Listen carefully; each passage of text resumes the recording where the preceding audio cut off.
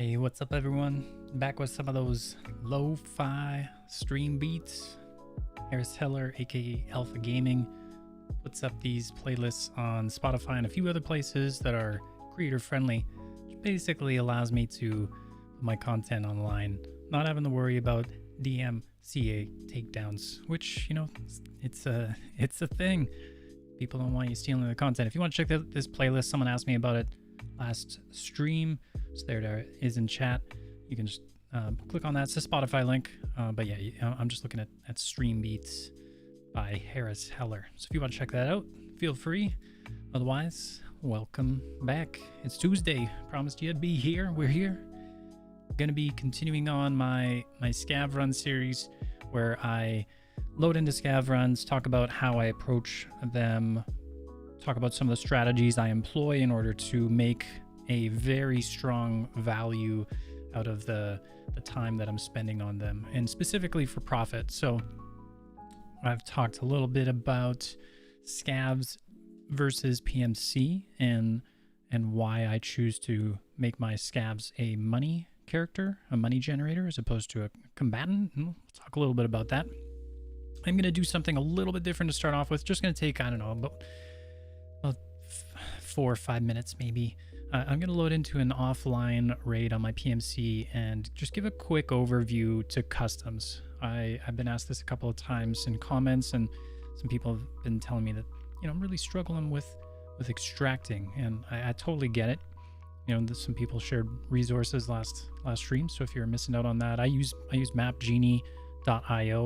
I'll put that link in the chat here pretty quick too. And it's just a, you know, it's one of the many maps available that you can find for Tarkov. This one happens to be an interactive style map, so you can add and subtract the things that you want to show, and I find it really useful. Once I found this map, I basically, you know, kind of shunned all of the other maps, and there's the link for that in chat now as well. So let's get started. What's up, stream? So I'm going to talk a little bit about the reason why I make Scavs my money maker, why that's, like, you know, I primarily choose not to fight on my Scavs, so I don't go looking for fights on them, and I'll explain that here in offline mode on my PMC. So I'm going to do a little bit of an overview of customs, just give you a general sense of the map. If you're brand new to the map, you know, how can you approach it? I do have a pretty comprehensive map guide that you can find on the channel here, and if you're looking to learn customs from a holistic standpoint, I highly recommend it. It has a mini map that I went through the process of like by hand animating a map to follow my location. So it's, you know, it's not an overlay, it's not a HUD. It's just something that I made. So I guess it technically is an overlay, but like I had to add it. It's not something you can just get for your game. Yo, what's up, Cajun? How you doing, man? Survived one raid yesterday as a Scav. +1. That's good. It's good news, dude. They start to roll in a little more consistently over time. You know, as you get the different locations and everything, as everything starts becoming more and more familiar, opens up your ability to be more aware in the map. You know, you're not thinking about where you're going. You know where you're going, and so you can focus more on looking for people, which is cool. Good job, dude. It's hard. It's hard getting into Tarkov in that way. So the topic I wanted to bring up is about the reason why I choose to like be sort of combat-less on my Scav. You know, I don't go looking for fights. That being said, if I'm hanging out with a buddy and we're playing a Scav run because they want to do one or whatever, I'll definitely, you know, we'll go often hunt, because in a pack, Scavs are generally a little bit more successful. But I find for me, the whole reason why I play on my Scav is to generate money. If I want to PvP, so I'm going to talk about it on this perspective. So PvPing, I think, this is my opinion, I think you need the proper meds, you need reasonable ammo, reasonably decent ammo, and you probably want to have like a decent amount of space. So a decent amount of space could be something like a Scav backpack. You know, it's kind of the smallest bag that I'll go with. And then you want to have some sort of rig. So, you know, you want to make your time valuable. And I think, you know, PvPing on your PMC, you gain soft skills as you go. So like just as you play, your endurance, your strength, your, you know, all these skills here are all going to level up. Your assault rifle, whatever gun it is that you're getting damage with. By the way, these skills, they generally level up, like, so as you hit somebody with an SMG, that's how your SMG skill goes up. There are some other ways, like when you reload when you chamber rounds into a top-loaded gun, like a Mosin or an SKS, that actually levels up skills too. So you could actually level up your assault rifle skill by just continuously loading an SKS. So having the proper meds means that I can, if we look at my meds, so this is actually, you know, what I take into most raids. I usually will keep my ammo kind of, you know, hidden in my container or whatever, but, you know, aside from that, so I've got something to fix a broken bone, so removes fracture. It's number 1. That's important. I've got something that can heal hit points, you know, that's my Salua right here. I've got something that can stop a heavy bleed, so the Salua can do that. So if we look at the Salua, it stops a heavy bleed at the cost of 175 HP, and it's got 400 HP, so I would be down to 225 potential healing points after the bleed is fixed, which obviously depletes my healing resource quite a bit. So I do bring in the bandages, and, you know, if you don't have these fancy hemostatic ones, you just bring in the you know, you bring in the one use one, and I'll usually keep one on my person, and I'll keep an extra one in my backpack. So you're spending a bit more, but, you know, it's just a couple thousand rubles. It's not that much. I have something to stop a light bleed. And as soon as I get access to these green army bandages, I like using those. You know, you get 2 uses instead of 1. So I use bandages for both kinds of bleeds. And then you want something that's going to remove pain. In this case here, I have a low HP resource Vaseline. I've used it 3 times already. And this will remove pain for 300 seconds. Otherwise, I'd bring in a painkiller just to have it there in case I need it. And then a lot of people, you'll see this very common, someone will have a high resource pain remover in their alpha container or their gamma container. So I've covered HP, I've covered bleeds, I've covered breaks.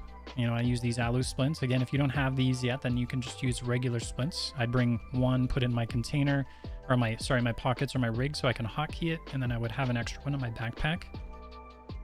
And the reason why I say that these things are necessary, because if you're in a position where you're going to lose your character's life in the raid because you didn't have one of those pieces of medication, you've made a mistake on your PMC. And like, you shouldn't die in a raid because you had to hobble to the extract, because you had to essentially walk it. You know, if you have a broken leg, you're going to be walking at this speed the entire time. You can't run. So there's no point in going into a raid without the ability to take care of that. And, you know, let's say you have a blacked out leg and you don't have one of these fancy surgery kits. Well, that's what the painkiller's for. As soon as you get the blacked out leg, you're basically painkillering on your way to the extract. That's your main priority. And by the way, one of the things that I wanted to show is that when you're on this side of the map, so some visual references, you'll always see these big stacks around these big towers. Okay, so we know that we're on so the maps are kind of weird right now. Let's see if I do have my compass. So we are on, so let's have a little look here. So here's north, right? So we are on the west side of the map. So this is north, this would be east. East side is the side with big red. The west side is the side with ZB101. And if you're brand new to the map, you probably don't know which is which. But just so you know, when we're on the west side of the map, you got these big stacks near you. And what I would recommend if you're struggling with figuring out you need to find this road right here. So run until you find the road. There's one big long road that goes the entire length of the map. So beyond this gate, there's a road that continues on the same road, and it actually leads to a scav extract, but that's, you know, we don't need to get too into the details here. You can see this building. You might have seen this before too if you've wandered around the map. There's spawns that exist all around here. Like there's one just in the back. There's a hill. So this is the road that you want to know. And if you're fumbling around on the map still, which is totally cool because that happens to everybody, get into some offline raids, find this road, and start, like, you know, get used to one path, one big easy path. And I recommend this road as a starting point. And then you can basically follow this road to the extract. So if we kind of imagine here, this road goes all the way down. you're going to run into a roadblock there, so you actually have to go around the roadblock. You go to the right in this case because there's a gas station there, and then you keep following the road, and eventually the road leads to a big man-built bridge, and then you keep going. You'll have to pass a train, and then you keep following the road, and then you get to what's called the Crossroads extract. So that's the very first extract that you see in my customs guide, in my guide that I have with the mini map, and you know, the one that I recommend for learning. And then we'll just go and quickly have a look at this side.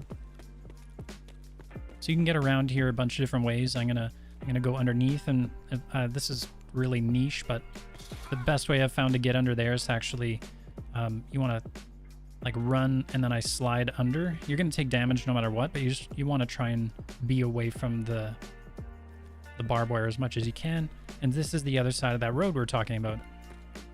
So I'm gonna take a little bit further in here and show you how to get to ZB 1011. So at this point, all I've shown is this big long road, and I've told you that it crosses the entire map. And we can even look at a map briefly.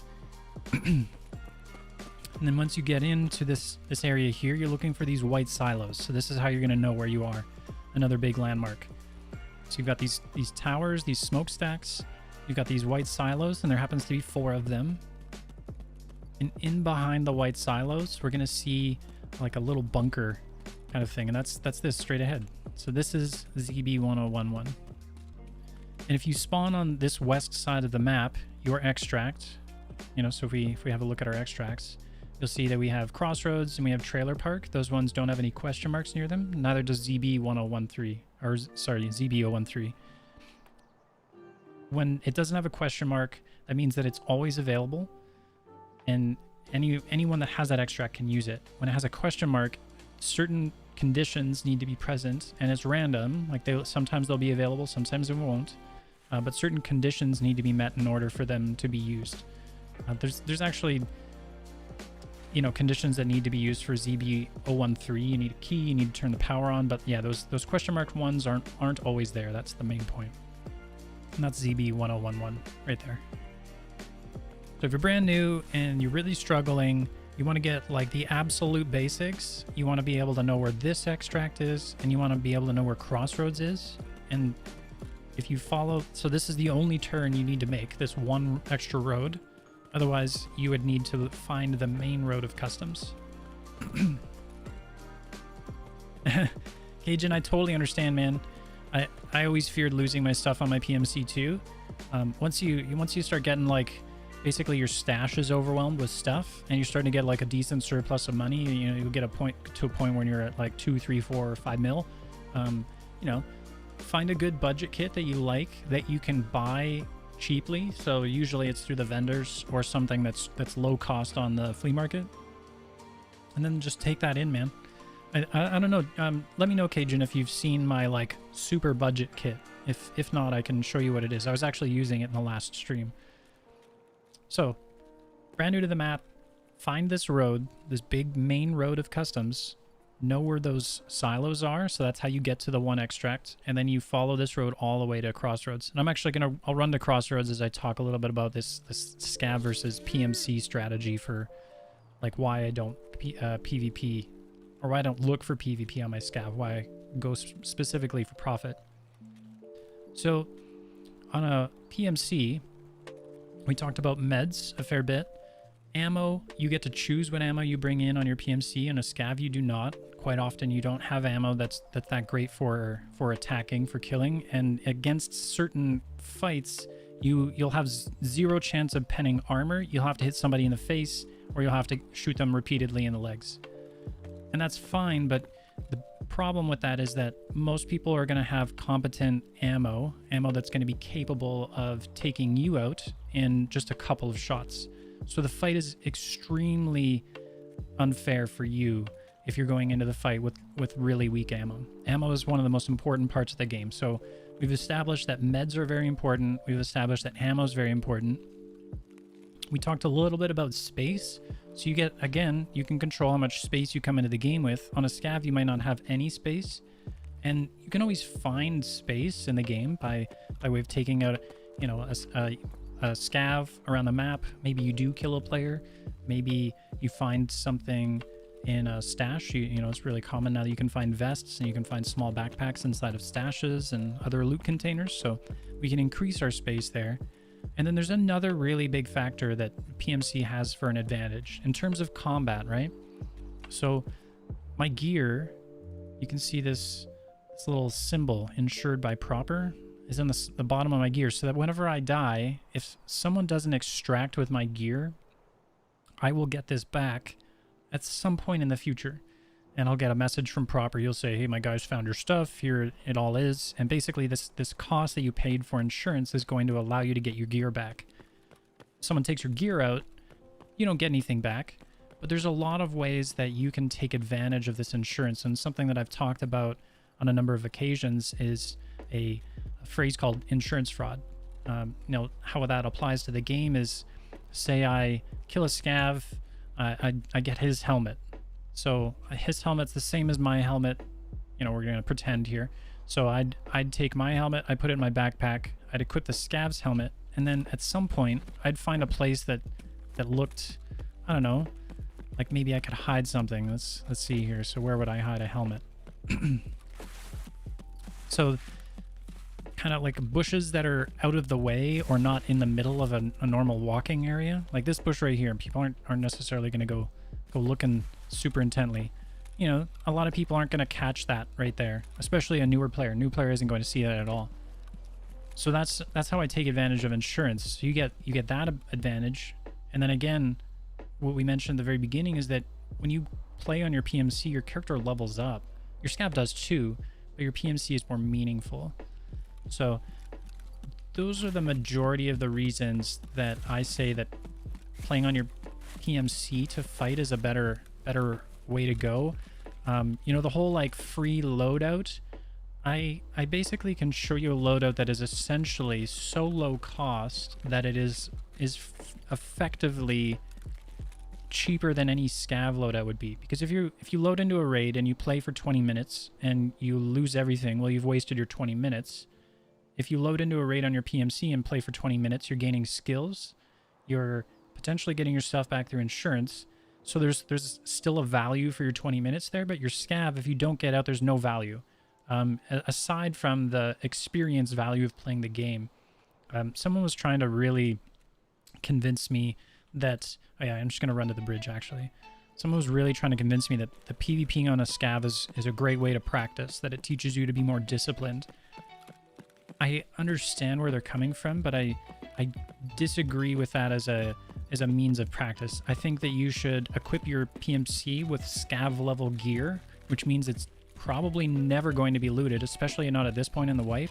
People just don't value that low level of stuff. You take in a weapon that you may or may not lose. You could take in a really basic weapon, and then you just take in decent enough ammo. You might lose the ammo. Well, you lose the ammo if you die anyway. But you're essentially like as capable as a scav. You're like appropriately meted out, and you've got slightly better ammo. So I call it like my juiced scav loadout whenever I run this cheap one. And I'll show you guys this in a sec. So this is the bridge that I was talking about, the big man-made bridge. Go all the way across the bridge, past the train, and then you follow the same road. The road just keeps going, and you follow it all the way to the end, and that's Crossroads. So that's like the brief overview of customs.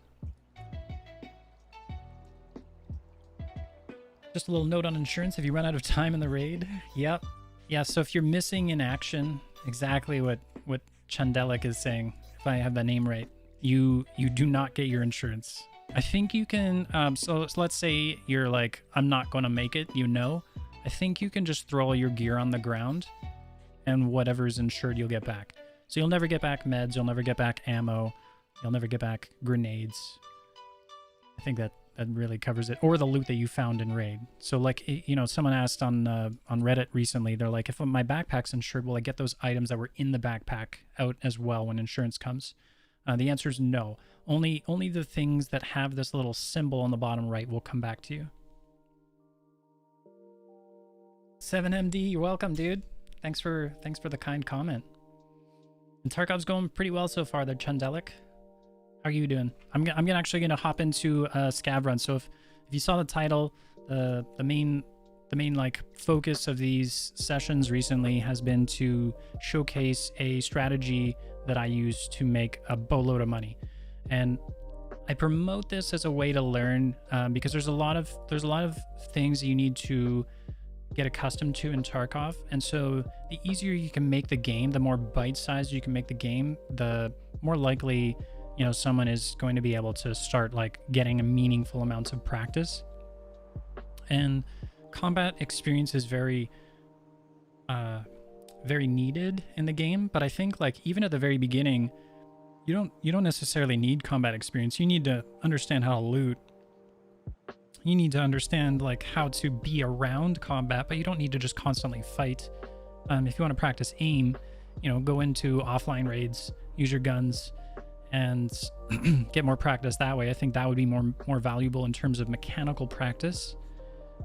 Playing against players is certainly different, you know, but again, if you contrast, there's no skill-based matchmaking in this game. If you play against someone like me that knows how to work the map to like the highest level, and you're someone that, you know, is usually getting caught off guard, you're not going to get much value out of fighting me in a particular situation. There'll be some where you get, you know, you take advantage of my vulnerability and you manage to get the jump on me. That's cool. You know, you're getting some good experience there, but I don't think that there's like a ton of valuable mechanical experience, if you get what I'm saying. My scav level is pretty high, dude. 15. So I've played almost 90 raids on my scav. 75% survival rate. We do okay.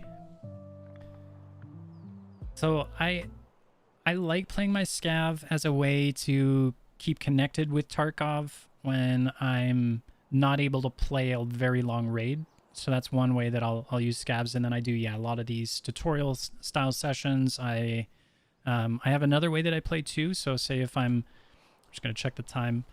If I'm only able to play Tarkov for like 15 minutes and I want to have some meaningful contribution to like my net worth as a character or my potential, because any money you bring in allows you to buy gear and outfit your character for PMC raids, so that there's value there, and that's how I look at it. But yeah, I'll just like, you know, I'll show you guys where a hiding spot is over on this side that I'll put my character down. But basically I'll load into the map and then I'll go and hide for, you know, till there's 15 minutes left in the raid, and then I'll play the last 15 minutes. So I'm gonna hit a bunch of the containers. I'm actually gonna loot this little container area that we're at. I really like this spawn. People hate it, but I think that it's easy to start over here. And yeah, the only reason that I have a high survival rate on my scav is because I choose not to fight all that often. I still do get enough combat, but for the most part, I'm trying to utilize my time to make income for my PMC. So I don't need to play my scavs anymore. The only reason I'm playing them now is because I'm trying to do it for a style of content.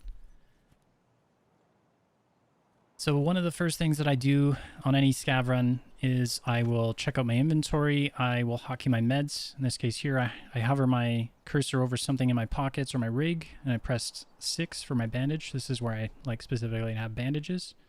And now I'm going to walk around the map and loot, and I'm going to really focus on using Control and Alt-click to loot quicker. So Control will go into either my backpack or my rig or my pockets, depending on where the space is or what the item is. Like ammo goes into your rig, whereas items go into your backpack. So like meds would be considered an item. The mag here would be considered like an ammo source, so I think that goes straight into your rig or your pockets. And then grenades also go into your rig and your pockets. Did you just spawn with... Yeah, those are 20,000 a bullet right there. I'm not going to get the weapon to use them, though. That's funny, right? Jundelic knows what's up. He knows the stuff. So yeah, I set my character up. If there are any items on my character right now that were going to impede my character in any way, the easiest example I have are those helmets that look like a motorcycle helmet. They reduce your hearing, and I think they're either level 1 or level 2. They don't actually provide any protection. All ammo will penetrate through them.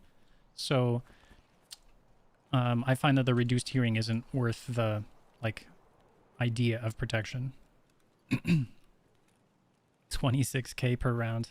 That's nuts.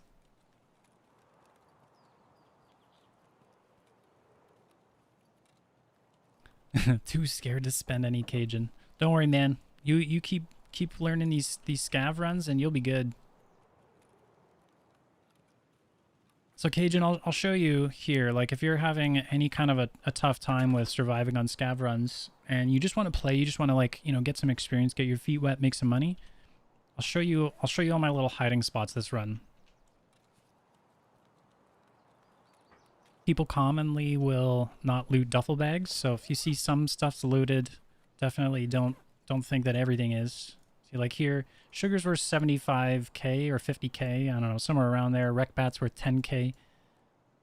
Battery's not worth much, but I just found, you know, 80k in a duffel bag. So don't sleep on containers just because they seem like they're not that great. Something else that I haven't done that I always like to do when I start is to check what kind of ammo I have. And until you understand all of the different ammo, penetration, and damage values, I would maybe just look them up like one at a time.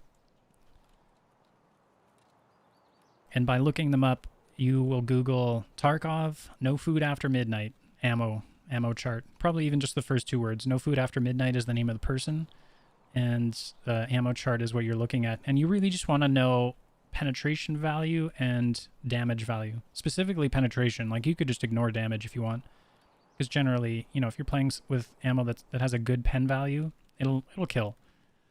And the way that pen value works, like the rough explanation of it, and this is my hiding spot for you, Cajun. So if you're struggling with surviving and you just want to be able to run the map, come here. This is one of my spots. I'll chill here. I'll set a timer on my phone, and I would, you know, for right now, I'd set it like 10 minutes. And then I would come back 10 minutes from now, 15 minutes left in the raid, and then I'd play the raid from there. I don't think that anything will stop a link here, so you're welcome to share anything you like there, Chundelic. Obviously, with your appreciation to not lead anybody astray, I would be grateful. Tarkov tools, awesome. I think Veritas has a phone app called Battle Buddy. That's a good app too, a good way to figure out some of the info that you might find valuable for ammo. But yeah, just Tarkov, no food after midnight. His map chart is awesome. It contains everything. So whenever you look at it at first, there's gonna be a lot of info. You just need to know pen, and so pen. For every 10 points of pen, so let's say, I'm just going to make up a number because I actually don't know how much this TKM FMJ is. I think it's around 30. Actually, we'll look it up. I'll show you guys. Show you guys a chart. Then I'll explain how it goes.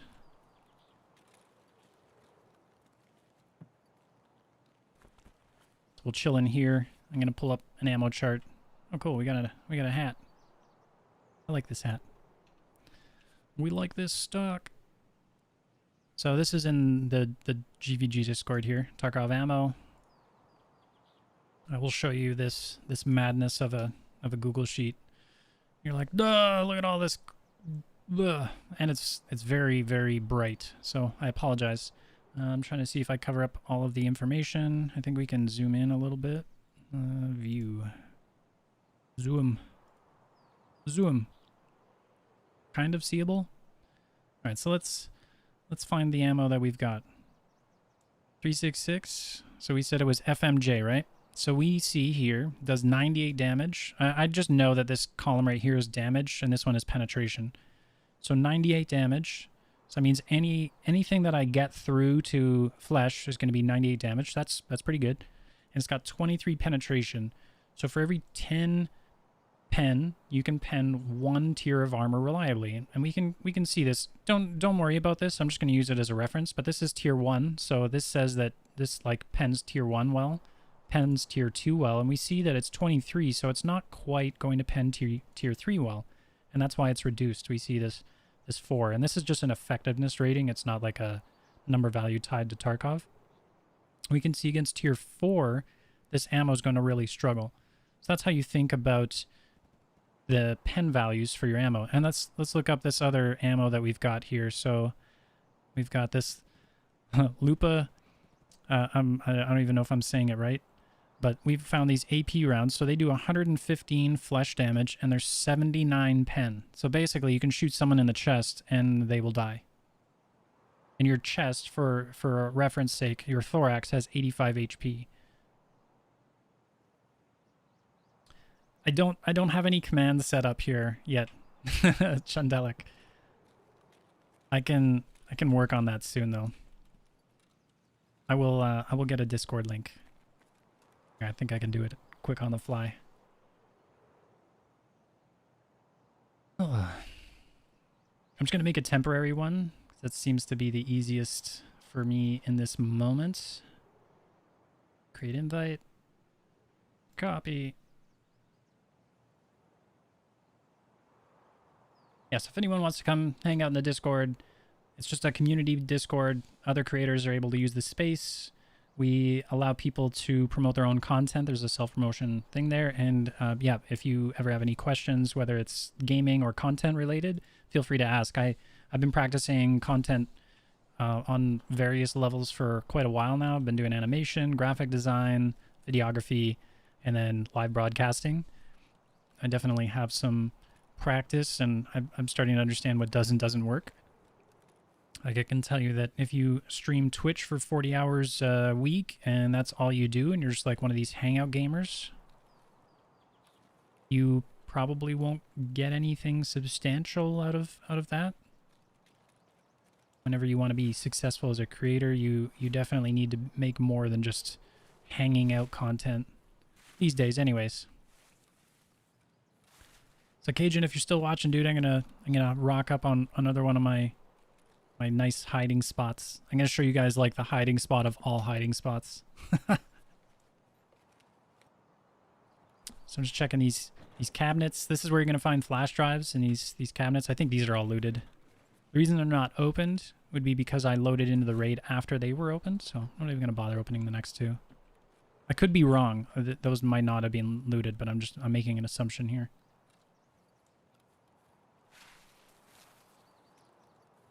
So as I go around, I'm always making an effort to stay close to cover.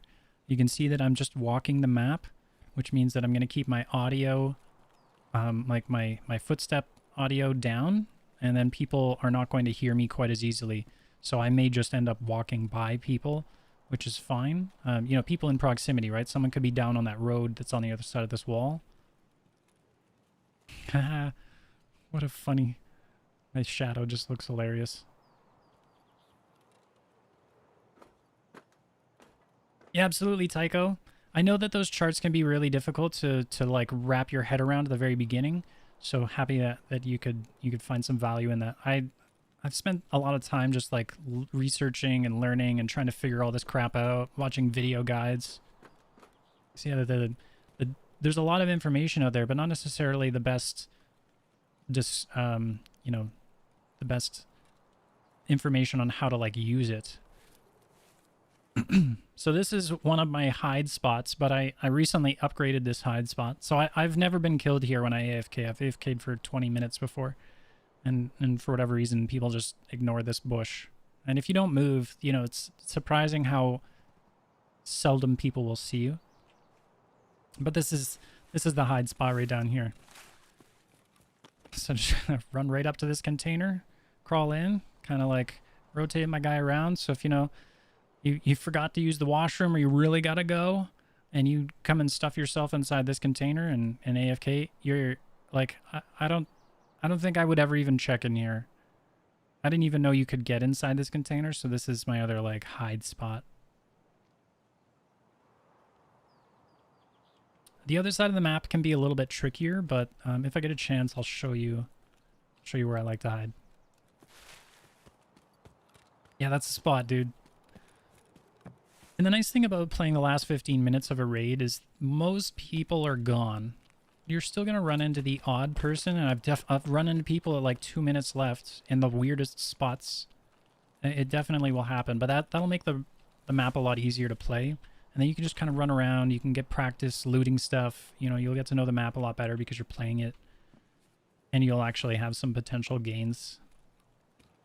until you learn where a good amount of the loot is, you may end up in some situations where you're not going to get a ton of profit. But, you know, keeping in mind that on your scav, excuse me, everything is profit, right?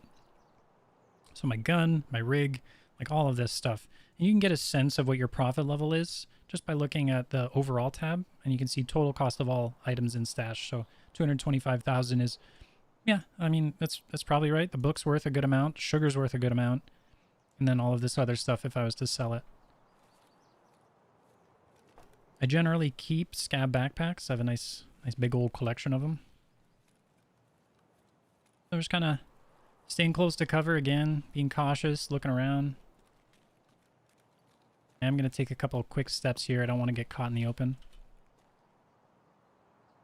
So anytime that, if you spawn in on your scav and a container is open, that means that someone's opened it since you've been in the raid.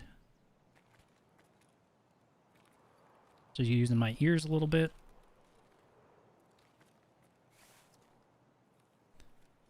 So I would, you know, for a newer player, I'd recommend learning to play sneaky. And you don't necessarily need to crawl around everywhere to play sneaky. It could just be walking around, you know, methodically clearing angles. Obviously, if you run into a situation where you're in a vulnerable spot and someone sees you, if you're walking, you're an easy target. And you'll get better at seeing people and hidden spots as you play more. So I just spotted blood over on the wall. I'll take some free stuff here. These glasses, always take these glasses.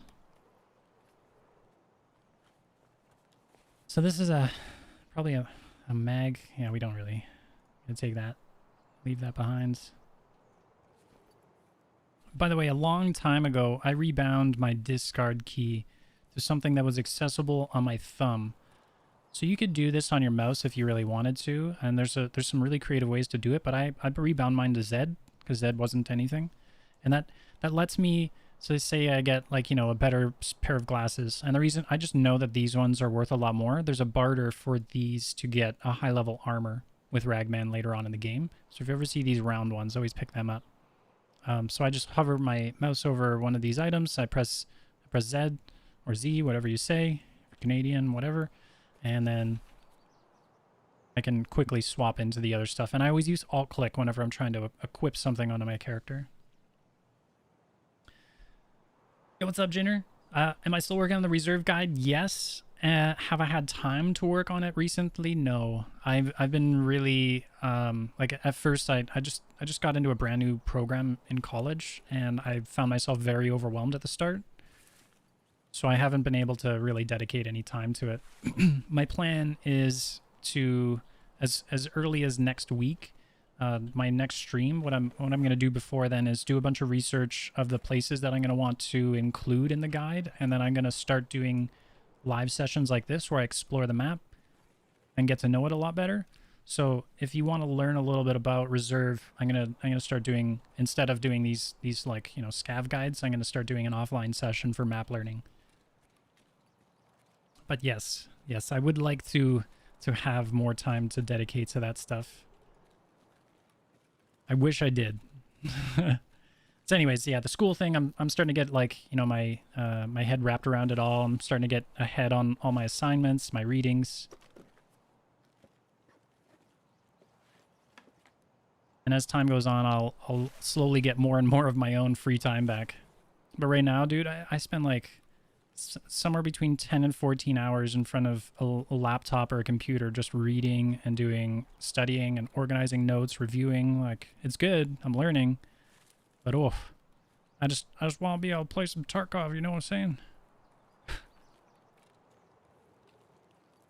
Today was not my day for Tarkov. Carlos, what happened, dude? There was an early wipe day. I died 8 times in a row on my PMC. That has never happened to me in my entire time playing Tarkov. I felt like an absolute noob. Have I made a walkthrough of labs? No. It's last on the list. Unfortunately, it's pretty far down there. I'm gonna be doing reserve, woods. I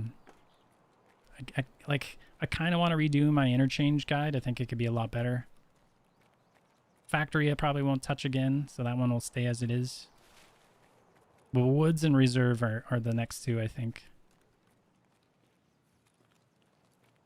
Labs is so far away from like the directive of what I'm doing with my content on YouTube, because it, like, labs is something that most new players aren't even going to approach. So I spotted blood up there. I'll make sure I you know, scope around that area. Blood on the ground right there.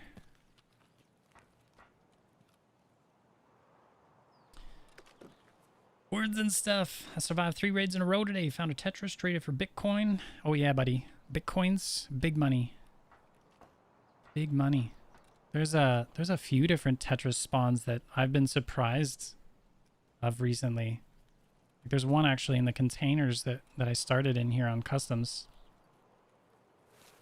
Just a loose Tetris spawn. There's blood everywhere around here. Things happened. Last wipe I got stuck on the guide. Yeah, dude. A lot of people do.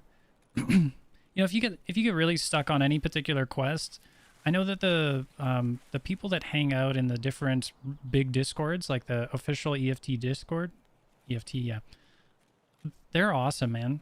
You can go and link up with them and, you know, essentially get carried if you need to through a particular raid. That's what I would do if I was struggling with something like labs, and then, you know, you can usually rat around the other maps. But I hear you, dude. The guide is hard. Especially with like the odd like, you know, kind of BS moment in Tarkov 2 where you're running into cheaters. That's just a bummer. And yeah, I heard that too. Factory expansion. I guess I will have to redo factory eventually. That's cool though. They're gonna add a Scav boss to factory. That'll make factory way more fun to play. And an expansion to it will do the map a lot of good. Right now, it's just a meat grinder. Some people think that factory is a good map to learn in the beginning because it's small. So much the opposite.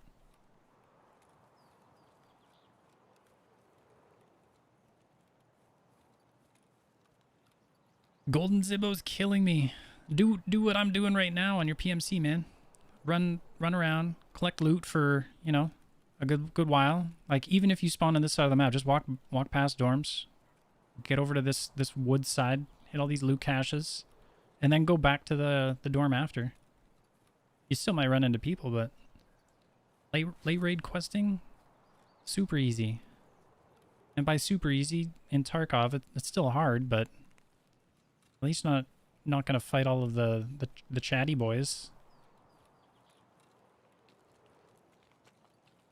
Carlos died 3 times full of loot, both on a PMC and Scav, and 6 times today. Oof. Buddy. I hear you. It's frustrating, isn't it? Yeah, the day that I died 8 times in a row on my PMC, I didn't even know what I was doing wrong.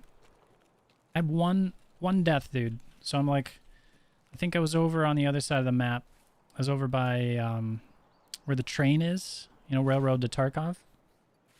I'm running down the way, you know, I've got my PvP gear on. I'm like ready, and I run up, and I hear on my left, I hear some movement. So I literally aim my gun up, start like full autoing into this dude that's prone on the ground, and he gets up from prone and one taps me in the face with his SKS, and I was just like, okay, it's time to take a break. I couldn't even. I was like, why is everybody else so much better at aiming than I am?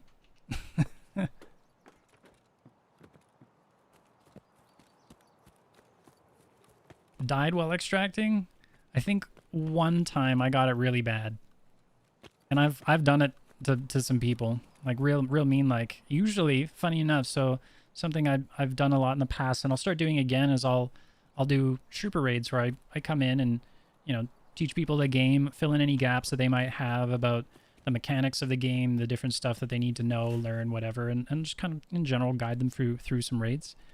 And usually I'm playing quite a bit slower. So I was over by ZB1011 looting a loot cache, and I was literally just, you know, talking to this guy through his loot, and we're playing it really quiet. And these 2 dudes end up running up and running downstairs. I'm like, hold on. Basically hold my beer. I went down and killed them. I felt so bad. They were right on top of the extract. Well, this helmet sucks. You notice how everything just got a lot quieter? This has not been a very good loot run. But let's see where we're at for profit. Hey, we're hitting our mark. That guy looks so goofy. He's wearing a diaper on his head. But yeah, dying repeatedly, that it is definitely something that Tarkov will do. And it like even more so if you're just constantly trying to do. I can't even. You know what? See you later. I don't even want it. I don't care about the profit. I think that the headphones are worth about 28k, so that helmet's worth like 19. I should probably look at where I'm extracting, right? So I'm going to start getting rid of ammo in place of profit and all of my other survival gear. Warehouse 4 and admin gate. Nice.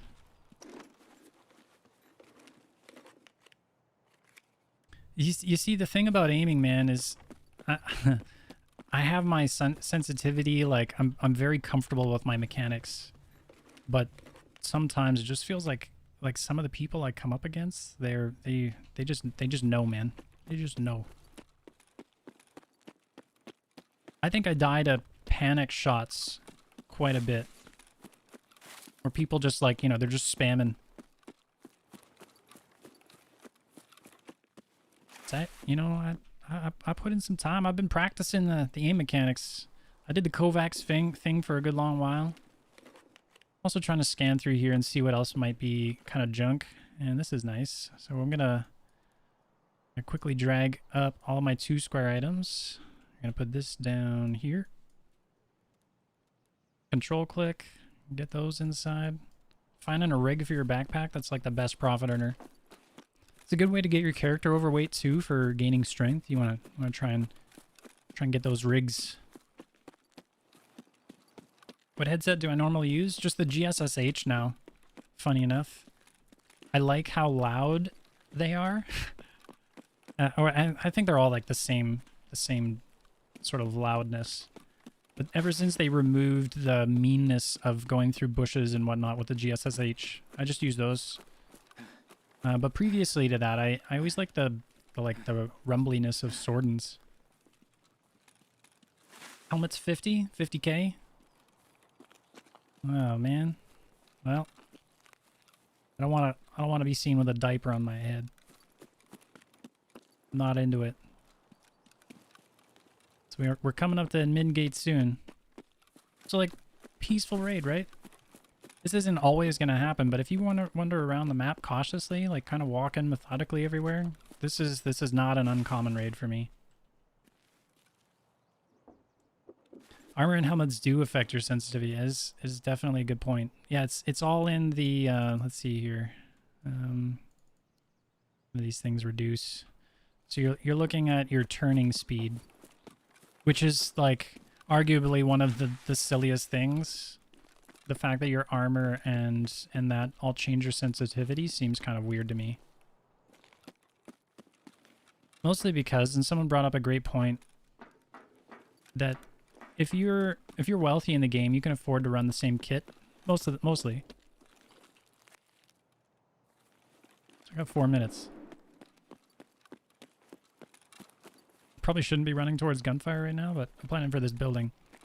If you can run the same kit, you can get used to your sensitivity. Oh.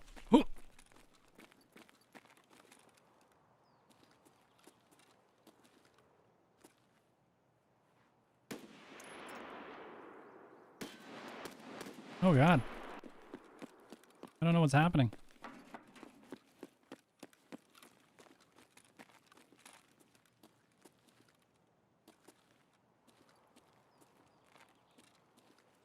I'm scared.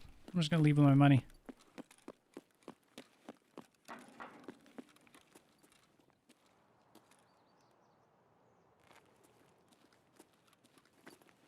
Eh. 4 minutes. Yeah, easy. Nope, no problem. No problem. So you know what? We got 3 minutes of time over here. It's a lot of time. Ugh. I don't think it's a player scav. Especially not with how slowly he moved after I shot at him. Unless, like, you know, he was in his... He's on his phone messaging Reddit about how all the raids are dead. Why is every raid dead, man? I think we're out of luck in this place. Maybe not, though. Let's see if they got the toolkits.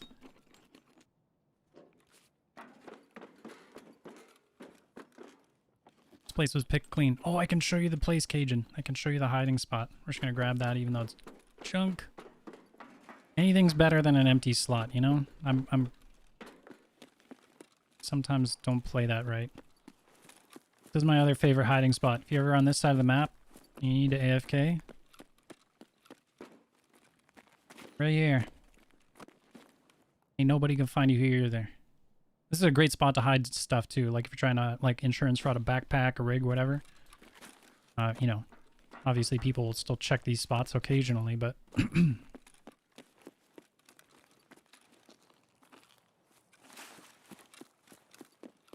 I'm scared of that guy. Make it look easy. Once you know, like, so the route that I run, I take across the map is pretty intentional too. And you saw that I took my time at the beginning, so that definitely makes it look easier. But once you get that route down, like that kind of like flow of the map, you'll start to understand a little bit more. And I'm trying to share where I get a little bit, like, you know, I'm a little bit more cautious. I start looking around a little bit more. But yeah, I know, right? Like everyone that's played Tarkov for a while makes it look easy.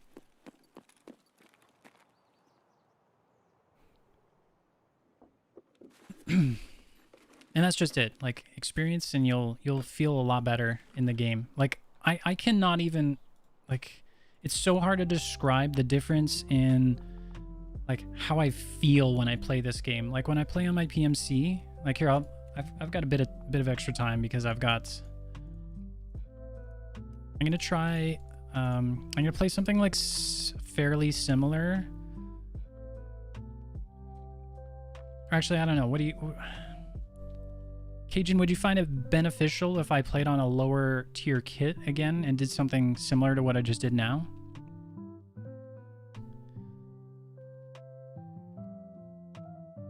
Always try to finish raids as quickly as possible. Yeah, I mean, like, you probably feel nervous, right? Like, you don't want to lose the stuff that you've worked so hard to get. So there is that. And I understand that.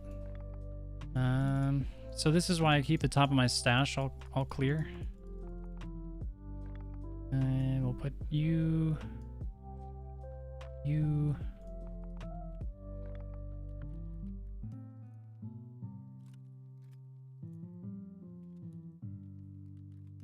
Just trying to make room for this last rig.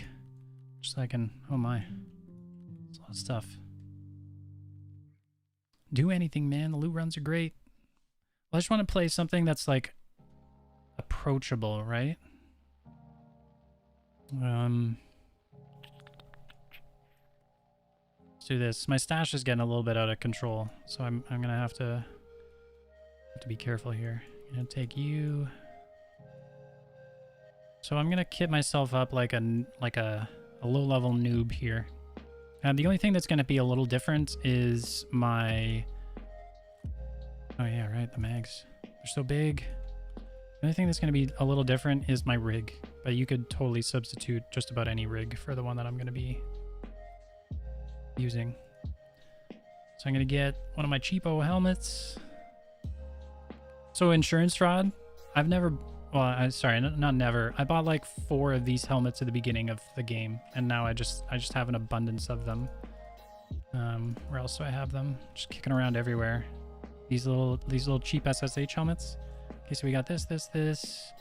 Show you the armor that I would recommend. So when I was talking about PvPing on your PMC instead of your Scav. Oh, nice. No! Oh, no place for the item. I guess that makes sense. You there.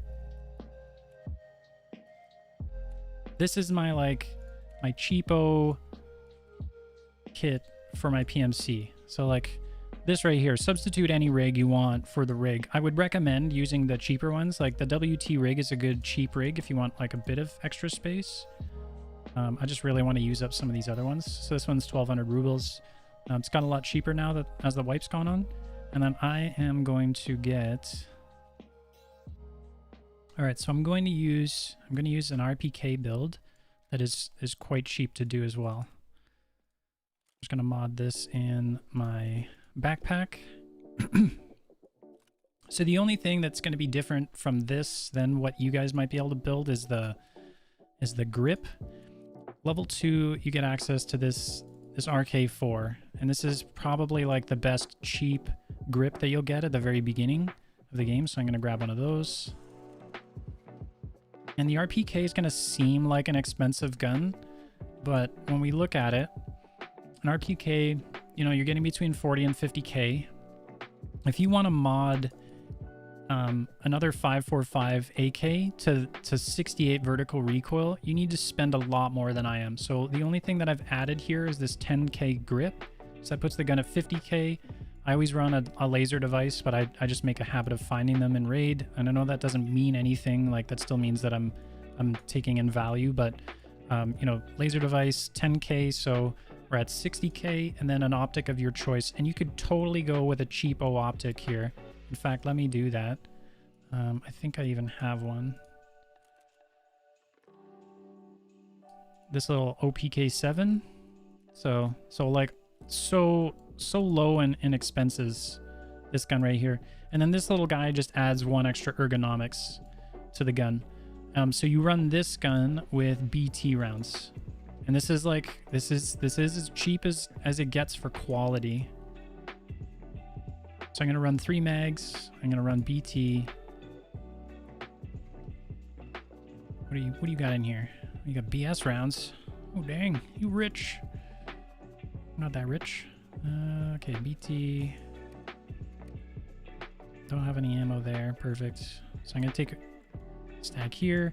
And then, so this is another way that you could sort of increase your combat ability without like crazy increasing your like spending. I'm gonna show you one other thing that I'll do. Because running 3 mags can get a little, like this can get, you might run out of ammo, especially if you get into a big fight, you're fighting a scav boss. So you're gonna run into some trouble there. So what I'll do is I'll actually go and get either another stack of BT because it is so cheap, or I'll go and get PS rounds. I don't even know if I can search for PS like this. Yeah, it's lost cause. So I'm gonna right click on my mag and I'm gonna go linked search. So we can get PS. We'll grab another 60. So 3,600 there for the cheapies. And then I'll just keep these on my person, so that way if at the end of the raid I'm struggling for ammo, then at least I have these as a backup, and I'm not risking my BT rounds here. And then, you know, you're not going to have this green stim. You can just ignore that. I don't use them all that often, honestly. But so this is essentially a kit, and this is what I call my like juiced scav. So you're using scav to your gear. My gun's a little bit better, so you know I spent some money on my gun, and if I lose that, you know, whatever. But this armor is going to let me take some shots from scavs and low-level players, so that's cool. Helmet, whatever. It's a cheap helmet that I'm going to insurance fraud if I get the opportunity. Backpack is something that I've collected, like, you know, I've shown you guys before. I've so many of these backpacks I can just click forever, and this is just from insurance frauding and scav running, but mostly insurance fraud, where I'm always throwing my backpack down and taking one of them. You can search for PS ammo if you put a space before the PS. Oh my gosh, you're a genius, dude. The Ratnik is almost a better SSH helmet. I agree with you, but I find that these helmets are so easy to find in game. Like I was saying before, I don't really pay for them. I'm always insurance frauding to get them. But yes, yeah, the Ratnik, it's got ear protection. It will reduce your hearing a bit, and it's got better movement speed and ergonomics. So yeah, if you want to spend the money on this, but I sort of consider these SSH helmets free, the next best thing to wearing nothing. Yeah, so that's my take on those. So let's get in there. I'm just going to double check my stuff. This is a good practice to have too. You always want to double check your things. And if you're reloading into a raid and you don't have Vaseline, just bring painkillers. You know, try not to use them that often. And then if you don't have Saluas yet, these car med kits are a good alternative which you can unlock with Therapist, or just bring in a bunch of AI2s, and that's what you got to do. Because we're gonna try and not get into too many fights, but we will fight if we need to. What am I doing? I'm insuring a key here. Am I insuring a key? Yeah, get rid of those keys. So if you're ever using the insure all button and you want to not insure something, like the stuff that you only keep in your secure container, you can just right click out of this menu. I'm like, wow, 36,000, that's a lot of money, but insure everything. You gotta do it. All right, let's go. The barter is around 16k, so it's super cheap. There you go. And I think that's wipers on Ragman level 2, if I'm not mistaken. So when you're level 1, like these SSH helmets, awesome. And yeah, like insurance fraud, everything. I'm going to try and show some examples of that. I'm also going to try and make this raid reasonably quick. I have a little bit of homework to do, and then Tuesday nights is one of the few nights that I like mandatorily create a hangout with my buds. We're gonna nerd out and play some D&D. Or click on the docs case on it, unselected. That's right. That'd be another way. 2 times bleach, Ragman level 1.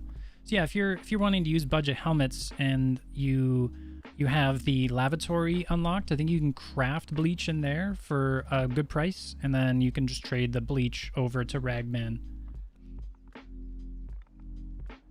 And it is Ragman level 1, huh? That's awesome. So there you go. Little upgrades. And at this point in the wipe too, you're like these tier 3 helmets, most people aren't going to take them whenever you die. Definitely a chill night, Carlos. I've been earning them, man. But I'm yeah, like I was saying before, when someone was asking about the reserve guide, I've been like trying to get a hold of this like school thing. Online school is hard. So just like being organized and doing that, and oh my gosh, man, 5 classes. I was like, that's totally fine. I'll be out to do it. I could, but I wouldn't even have time for this. I would have had to have paused all that stuff. And you know what? I just can't take staring into a screen for so long. I made this mistake. So like the textbooks that I'm working with are all digital, which is great because it's easy to like, assimilate the information. I can throw it into Google Docs. That's how I organize myself primarily. But it means that I don't have a break. I'm just always staring at a screen, even when I'm sitting down to read. So I think like I might go over to like actual textbooks for my next semester. I'm not sure.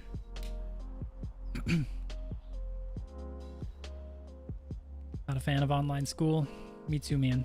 I love being around people, so it's like this environment is, I'm not even like, I'm okay at learning online, but I would way rather be in class.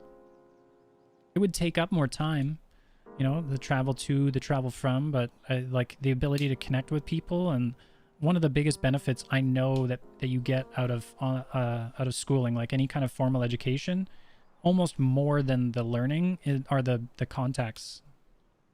Because people are a resource, and by cultivating good, healthy relationships, you just create so many opportunities. I was having a chat with my friend about this recently, because he's like, man, I have a hard time keeping track of it all. And I'm like, make a spreadsheet. And he's like, well, that seems kind of weird for people, doesn't it? And I'm like, well, maybe, but like, no. Like, what's better, remembering all this stuff and being on top of it, or not being on top of it? Like, where's the benefit there? So he's like, all right, maybe I'll try it. Okay. So this little spot right here is kind of tricky. Yeah, I could immediately go and run across. There's a spawn that's straight ahead of me. There's a spawn right up there. We're going to wait for this one. About 30 more seconds. So you don't need to pop a painkiller at the beginning, but this is something that's pretty common. You'll see people do. And the reason people do this is because if I sustain an injury that would stop me from being able to move, the painkiller is going to negate that at the cost of hydration and energy depletion, which is what the cost of a Vaseline is. And then the cost of the resource too. If your character's super like hydrated, you're at 100, I would pop a painkiller right at the very beginning if you're walking around. So just trying to see if anyone might be coming from that direction. I'm using this tree as cover to block line of sight. So it's a lot less likely that someone's going to see me there. And I'm mostly I'm trying to see if somebody's planning to run this direction. It's not always going to happen, but I just want to be ready for it. And this is the highest advantage I'll ever have in the raid at this point. Let's give about 10 more seconds.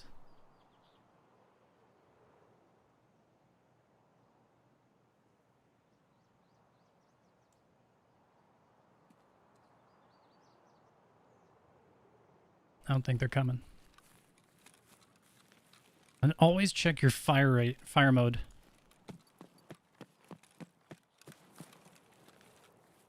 Getting caught with your pants down, single clicking somebody when you think your gun's going to be in full auto. That sucks.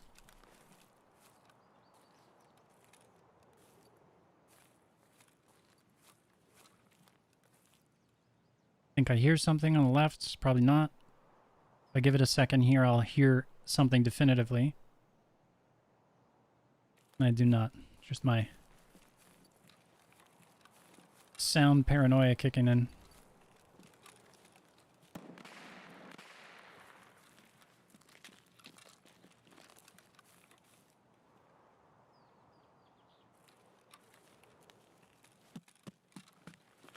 Come around every corner I can, ready to shoot. Sprint past the vulnerable opening that was there. Get myself again, just like constantly close to cover. So this is something that a lot of people wouldn't necessarily do. They're like, why would you go into containers? I like looting containers. The containers gives me a lot of value. I find enough in here to make it worth my while. And it also makes the raid safer by spending some time in here too, instead of trying to cross the choke points. Show my graphics settings? Sure, yeah. Yeah, I said somebody... I replied to a message on YouTube about showing my settings, so if you're watching, I'm gonna... At some point here, I'll share my graphics settings for the game, and I'll show you guys some computer settings too that would be worth considering.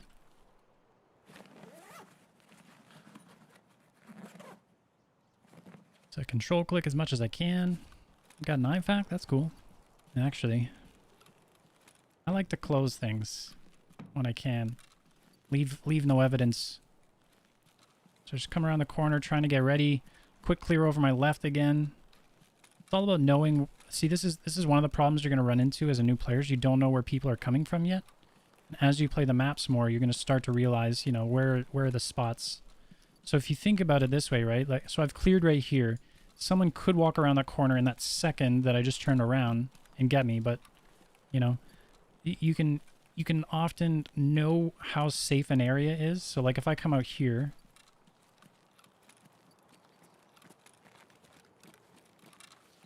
and I clear left and right, so I know that nobody's in this area. So I have like, you know, I have 5 seconds or so free to be safe from that particular spot. Now I can just keep moving up. Occasionally give a little peek back.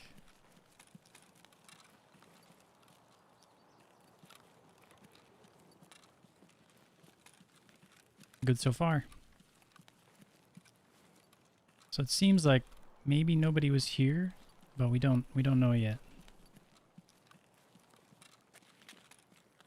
This little key spawn right in these crates. And I think actually right here I can show you guys these settings. Hopefully I don't get punished for it. Oh, okay, so graphics settings for me, keep in mind that I'm on a pretty beefy computer, but I still have my stuff fairly turned down. So I've got sharpness up a little bit, you know, FPS on. All these options should be off.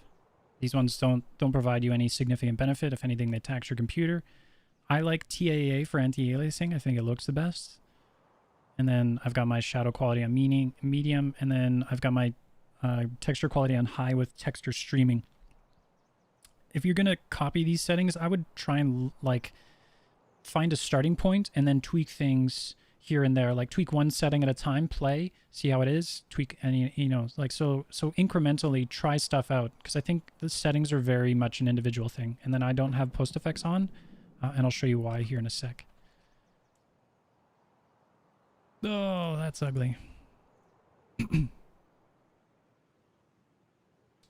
I have a second monitor with a map up?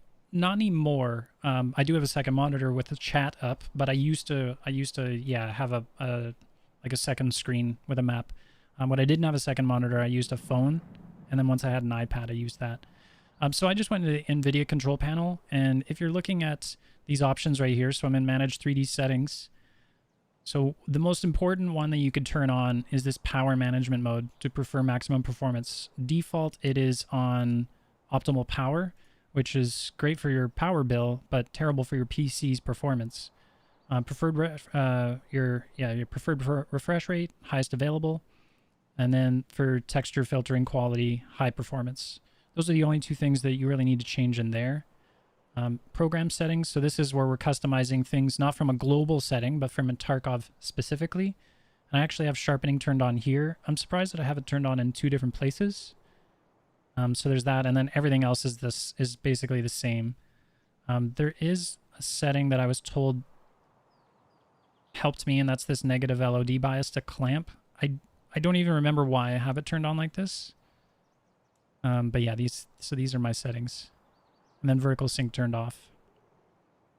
There's actually a way to uncap your frames in the game, which would only really matter if you regularly get over 120. So I don't worry about that. And then the last thing is, where are we? Not video color, not image. What am I looking for? It's not resolution.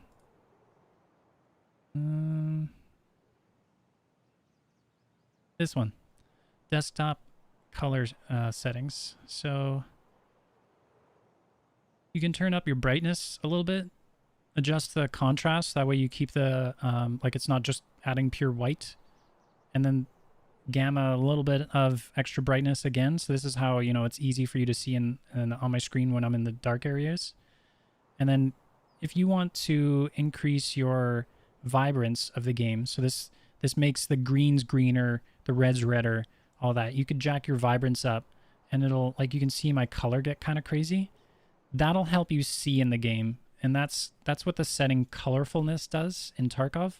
I have my digital vibrance turned up on my monitor, so that way you guys don't see the change, because I don't think that, you know, I need to make my Tarkov look half-baked. It's not that much, but there is definitely, like, my game is more colorful.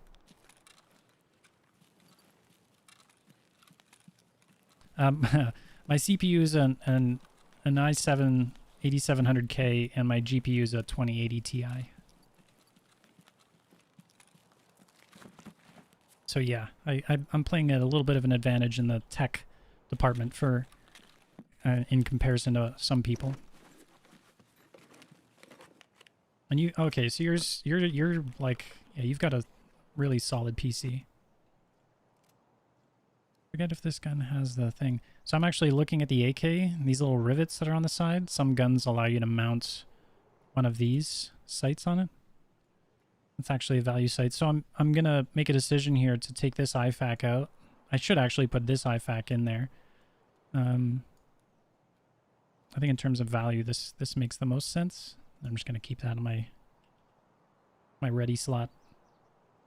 So I'm always trying to replace the value in here. So like I'll probably replace this CMS. If anything, actually, I should, because this CMS, I mean, is worth 15,000 brand new. So let's actually do that. And then someone will be really happy if they kill me. If they've got a broken leg. I'm curious which spot you're talking about there, Chundelik. But I'm gonna... Is it Chundelik? I think I was saying it right before.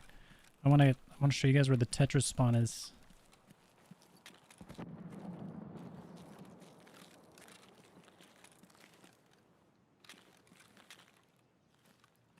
So my cursor, you may have already noticed, but I always keep it kind of aimed up a little bit. I'm always trying to keep my gun ready to fire it, like kind of chest to neck.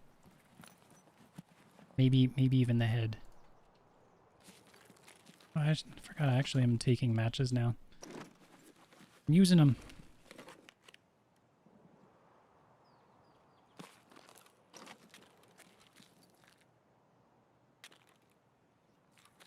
Bottle of water.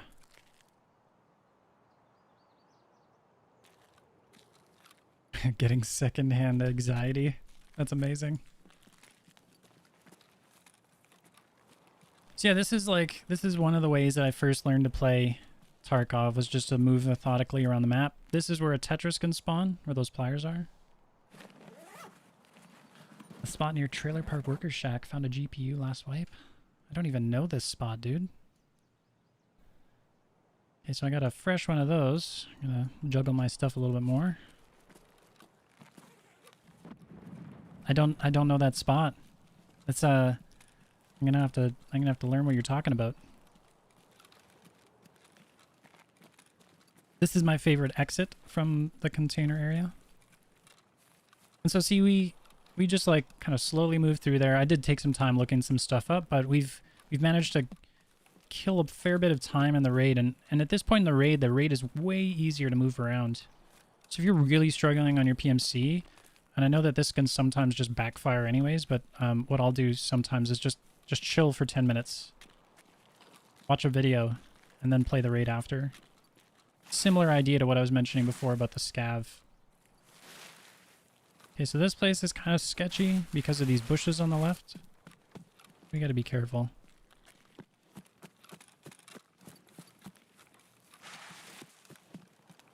Enemies can hear everything. They can hear your sighting down noise. Yeah, opening, like they can hear your opening of a menu. Whether it's like, you know, going into your tab menu. Everything.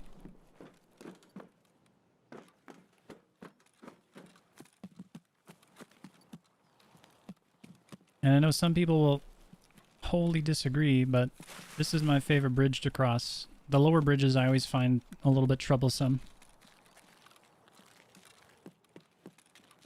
I like to check in the back of my cars.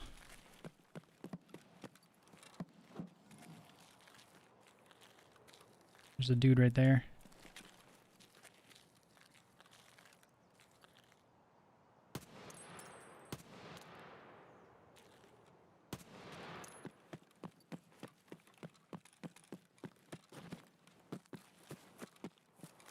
Ugh.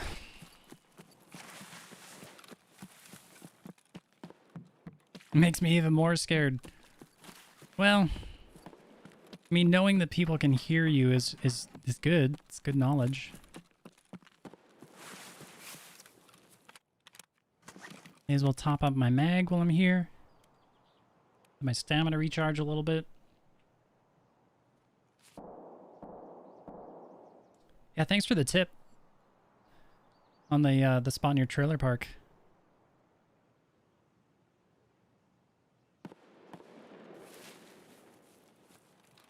So now that I've relocated, right, like that guy that I was shooting at, which I believe was a player scav, he won't know my location now, so I can just continue to move around the map if I want. Like, I can just disregard him now.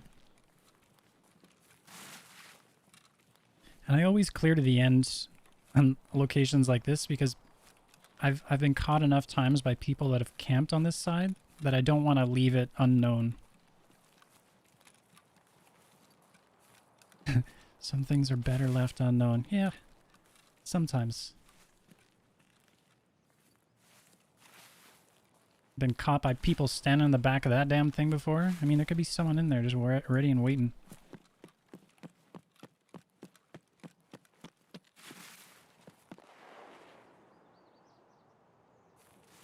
I think I might end up in some sort of fight with someone here on my right.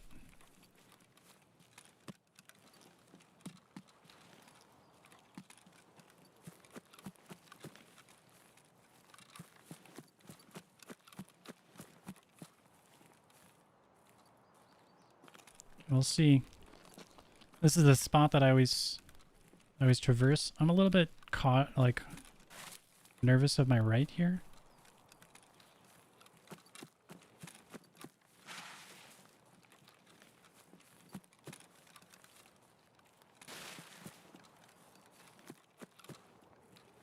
Oh, we're fine now. Definitely want to be focused on my front, if I can.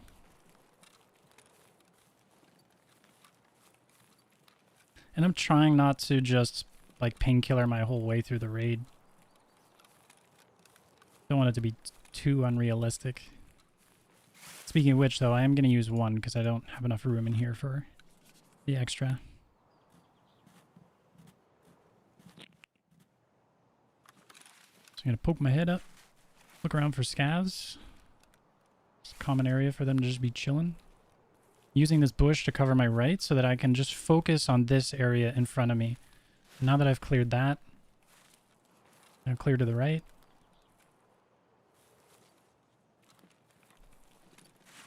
Get a little look behind me.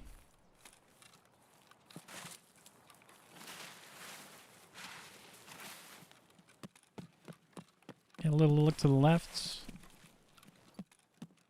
Now we've got a loot cache. Swipe. Excuse me? I don't want any cookies.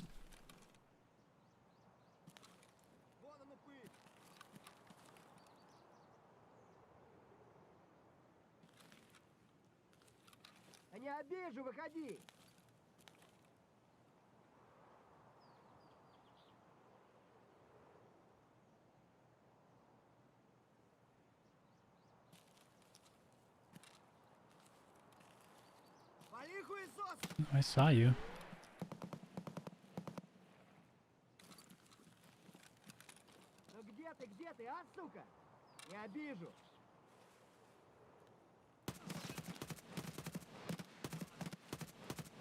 Guys shooting at me through the damn bushes.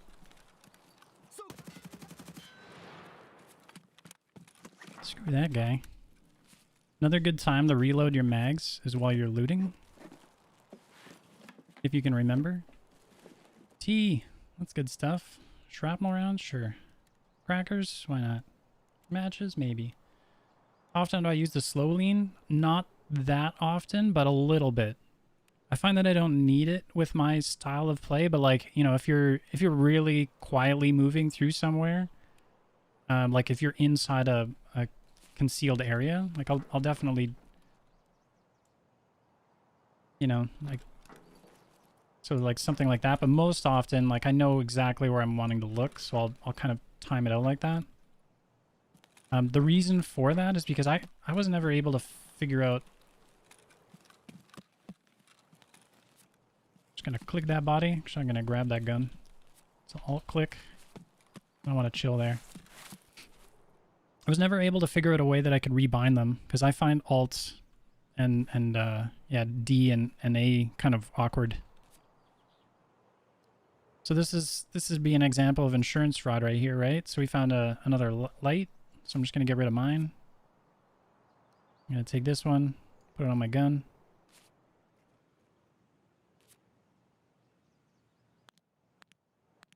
We can reset it. And now chances are we'll just get that back through insurance. You don't necessarily need to do that for every little part, but like I'll do that with grips if I can. Sights too if I get the right one.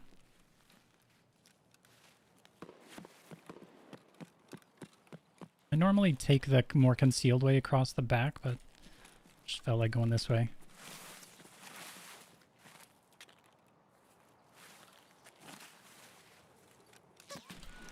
Hey! Oh, it's the sniper scav. Am I gonna die?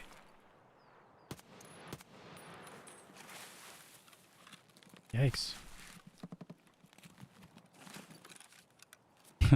See my thorax? It's still got a light bleed on it? Dang.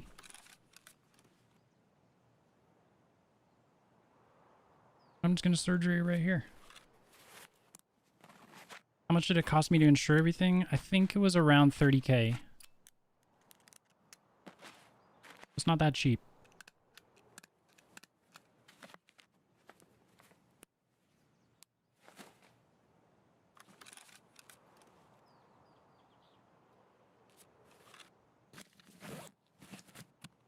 Carlos has got it. So one of the reasons why I actually bring an AI too, now that I can have all of these fancy meds, is because it is a quicker use item.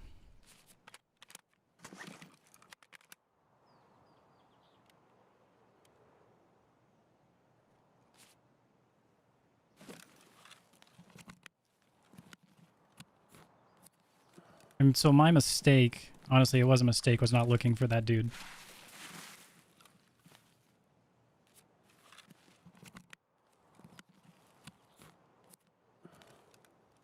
Because I wouldn't have had any of those problems if I had checked for him.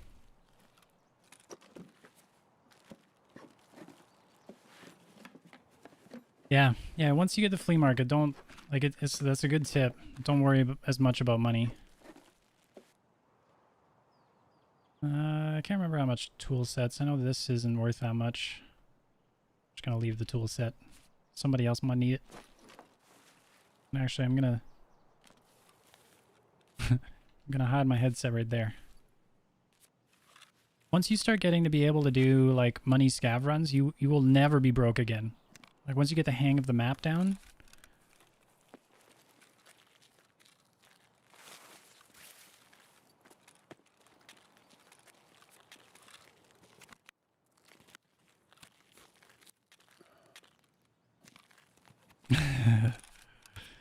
Just go get in there, Cajun. Learn those loot caches. Go do loot cache runs on your PMC. Do them on your scav. You'll die a little bit here and there, but it's, you know, bring in just the basics, right? Bring in your pack of armor. Bring in your, you know, whatever your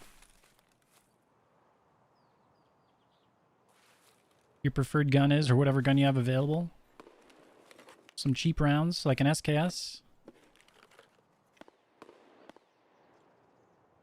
Oh, I finally got a drink. Yeah, that's right, Gucci. It's like, so I like to encourage people to learn to make money in the beginning, because being broke in Tarkov sucks. There's definitely like a balancing act of like, you know, should you keep doing these money runs once you're rich? Well, I mean, some people might find them enjoyable, so why not? But like, you know, make sure that you're making some time, play on your PMC, find a kit that you're comfortable losing, and generally what you're comfortable losing is proportionate to the amount that you know you can earn. So if you know that you can earn 400k in a raid on your scav, well then you can afford to learn, or to lose, you know, 200k in a raid on your PMC. Like that shouldn't be a problem, right? And this kit that I'm using right now, I think it costs around 200k or so, like, you know, give or take. And a lot of the things I would get back if I died. So the insurance return needs to be factored into the costs a little bit.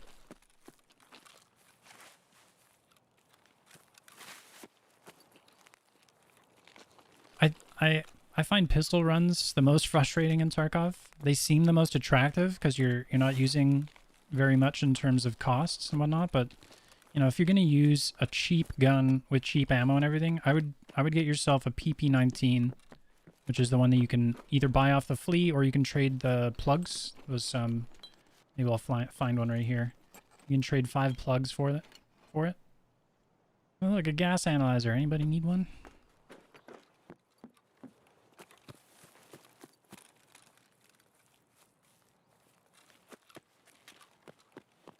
Alright, I'm gonna start hustling through the rest of the raid. We can get out of here. I thought you said this was cheap. So this, like, you know, this kit is cheap, but like if you think about it, right? So let's break it down real quick. Just real quick. So if I'm using a rig that's 10k, this vest that's 30k, helmet's 20k, you know, but I was saying before that I don't spend money on these things. I find that I just get enough of them through insurance. The backpack is actually worth, you know, 18 or 15k or something like that. You got your meds getting up to around like, you know, 10, 15k. You got your gun, your ammo, so it starts getting closer and closer. Like you can get it down to about 150k, but like when you actually look at the cost of your items that you're bringing into the raid and using, it like they do add up pretty quickly. But again, these cheap items, you're not going to lose them. So this vest that's worth 30k for me to bring into the raid, I'm going to get it back 90% of the time. So it really only costs about 3,000, right? Like, I know that sounds weird, but like you should factor in the return rate of how often you're going to get it back into the cost of it. And then once you start doing that, then you realize things are way cheaper than they actually are. Like I worked out that this kit is in reality only like, I think it was only like 50k. And that was substituting a different weapon when I did that analysis.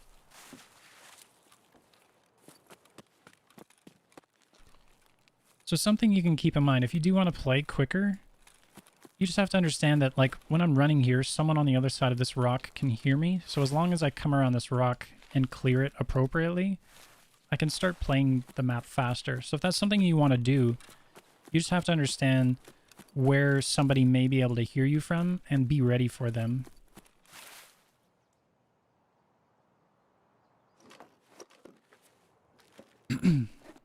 Cheap is relative.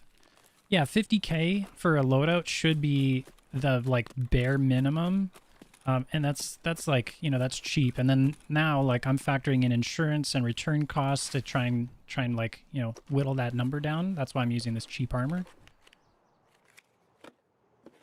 We're just getting all the face shields. That's fun. I actually want to go back here and get this toolkit.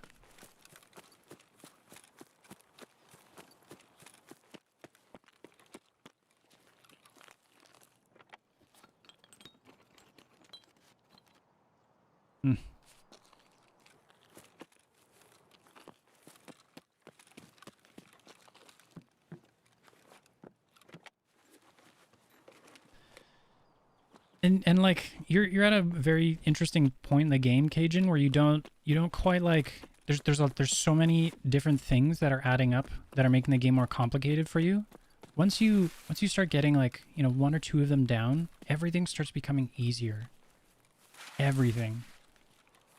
And you know, when like I'm sure you guys can all relate with this. You've given a controller to like a friend, you know, maybe like a girlfriend or a boyfriend or your parents or something like that, and they just look absolutely tragic when they're playing. They don't know how to control left or right or up or down, and they have to look at the controller whenever they're doing stuff. Well, that's kind of what people are like when they're playing Tarkov. You're like, it's like you're learning the controller again. And that's a challenge because you have to think about so many things. You have to think about what med key to press when you want to med. I don't think about my button number 5 when I'm going to med. I just push it. I don't think about what key my heavy bleed is on. I just push it. You know, I've gotten so many of those things to be automatic that I now can like experience the game differently. Whereas you don't have the mental capacity. Nobody would. Nobody has the mental bandwidth to focus on so many different things.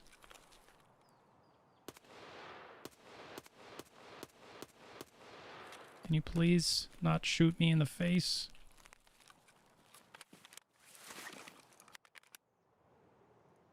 So I think that would be like one of my biggest reassurances that I can offer is that once you've played enough, the game gets exponentially easier. Not just going to be easy all the time, because Tarkov's still hard, but like you're playing on super hard mode right now. What is this guy doing here? You think he'll tell me if I ask him? I think so, yeah. Paracords are around there. Get rid of this Keter. Grab that. I almost am going to take the GSSH. Get some experience. Search some containers. I actually need to get some sniper skill, so I'm just going to hang out here for a little bit. A little look around. So I mentioned before that if you reload top load weapons, you gain the skill. So I'm gaining sniper skill by reloading like this. And you can do the same thing with your assault rifle skill with an SKS.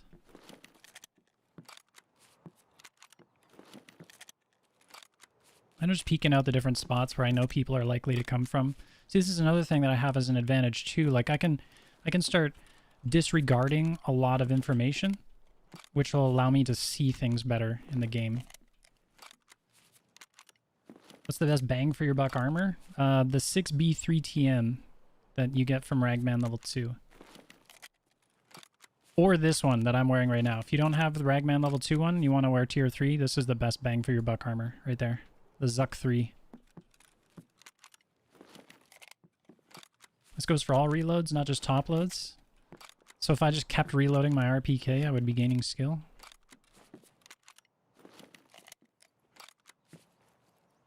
We test this. For science. Where are we? Assault rifle, 36.8.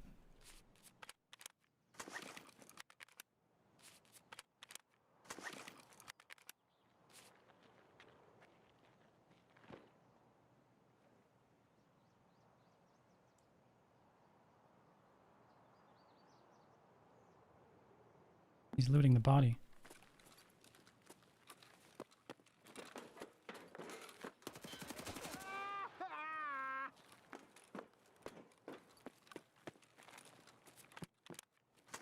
Well, that's just going to throw away our tests because now we got to do it again. 36.8. Reload.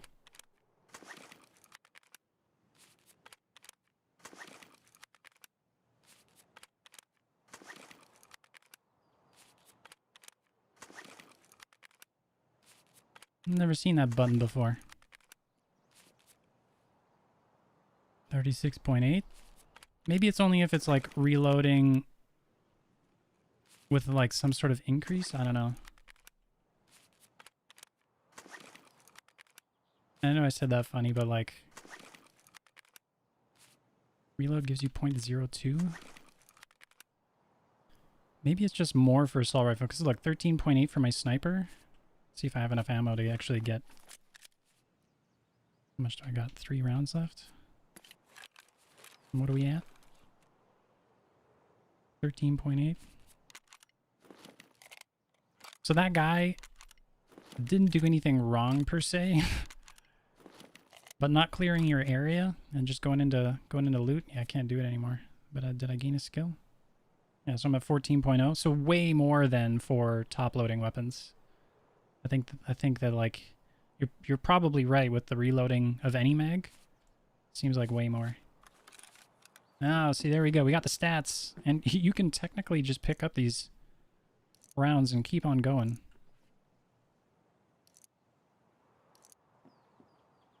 It's kind of funny, right? All right, now that we jebaited that dude somehow.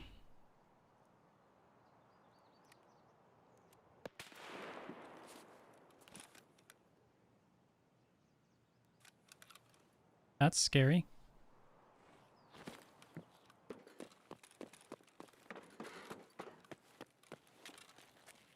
What were you collecting for us, comrade?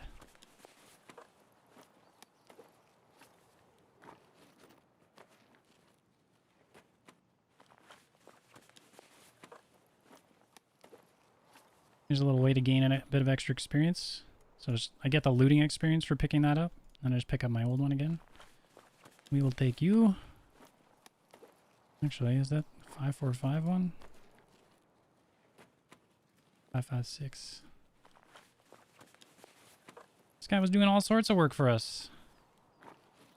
We get the key. We get food.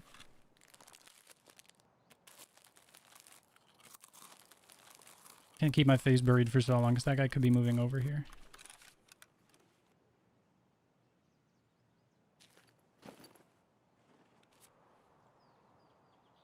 We insurance fraud helmet. We get the rig for backpack. Oh, what do you got going on in here? A whole lot of junk.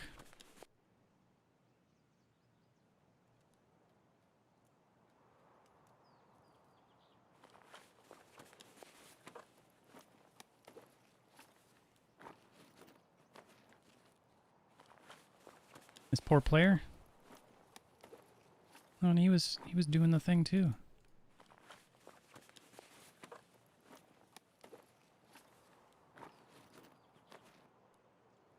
killed some poor new guy. And this is what we're gonna do.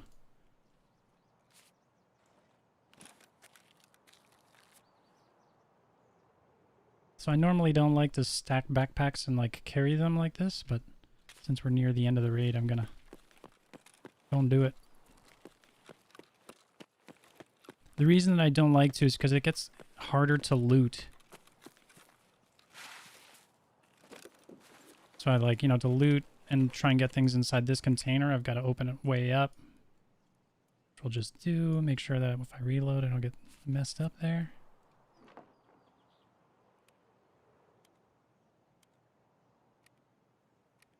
I don't know what shot at me, but I'm going to assume that it was some sort of player-controlled person.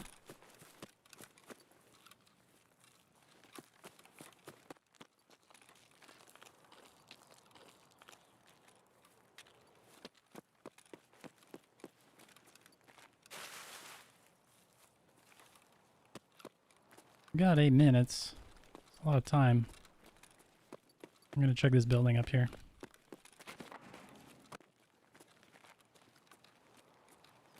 So I just had a quick peek in the bottom left to make sure that I was gaining stamina. Most of that weapon, most of that knowledge that he's dropping on us is on the wiki. You just gotta go and look for it. It's all a matter of being interested, right?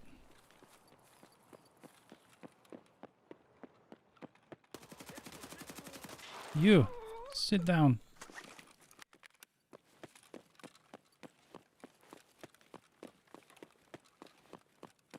Knowledge. Oh God.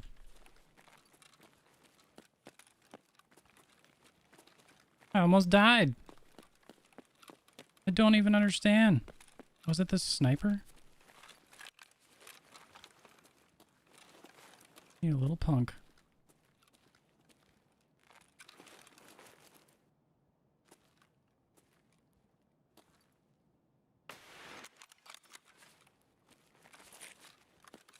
Don't you ever shoot at me again.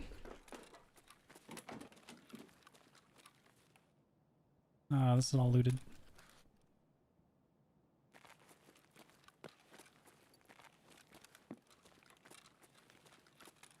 How dare they?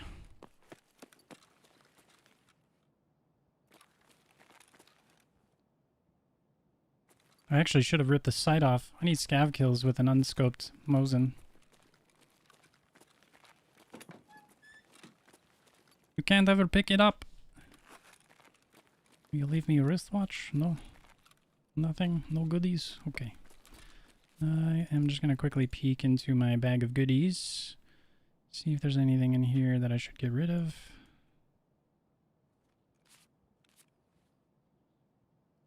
Do a quick top up. So like I'm not afraid to draw out the raid. I should be because I'm like drastically over my time. But hey, you win some, you lose some, right? Just means I'll be doing a test later.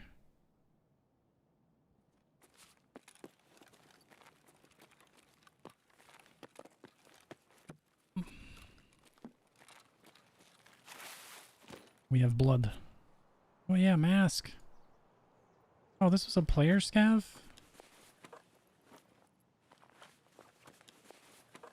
Oh, maybe not. He's just a scav that was looting stuff. So I'm gonna get some more experience here. So I just like alt-click and then discarded. I can grab his knife, grab a grenade. I've worked this out right. We will throw the Zarya. Okay. Throwing grenades gets your strength up, so if I don't really want to carry it, I'm not going to just leave it there.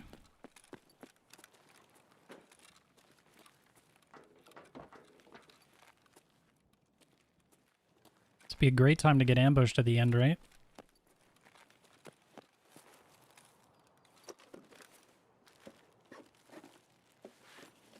And a little chocolate, we like that.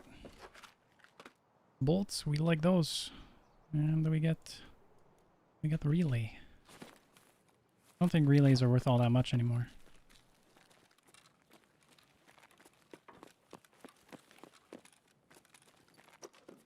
haven't found fuel in forever. It has been so long. Let's get rid of you. Oh, fire clean. I love fire clean.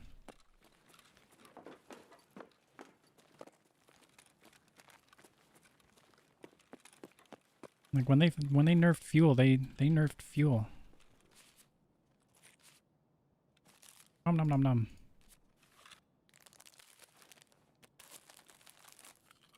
What of my stuff is low value?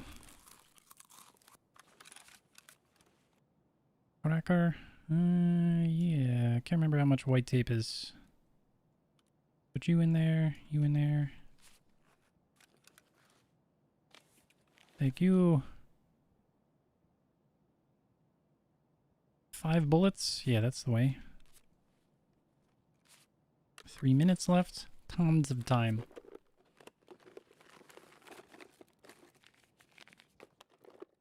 We have smoke grenade.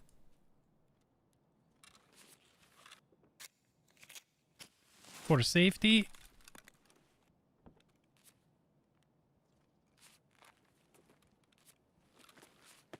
Two minutes. Still tons of time.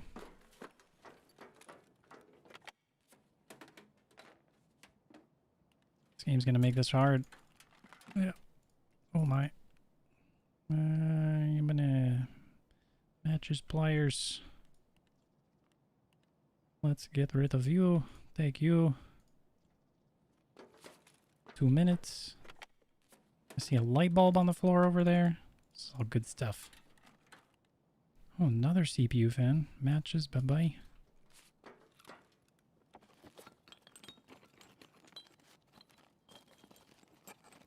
Blue tape. It's okay.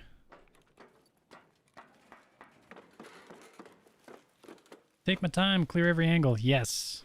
Yeah, the angles that you don't clear are the ones that will get you killed.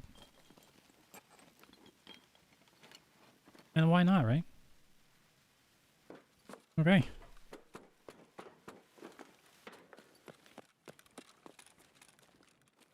It's all about being prepared too. I'm playing in a way that I believe is like, you know, trying to make my normal playstyle more approachable. If I just run around the map like a madman the whole time, I'm just trying to run and gun and overpower everybody. No, you know, you're not going to get anything from that. Crackers. Bye-bye. Glock, we take you. Alright, now we go.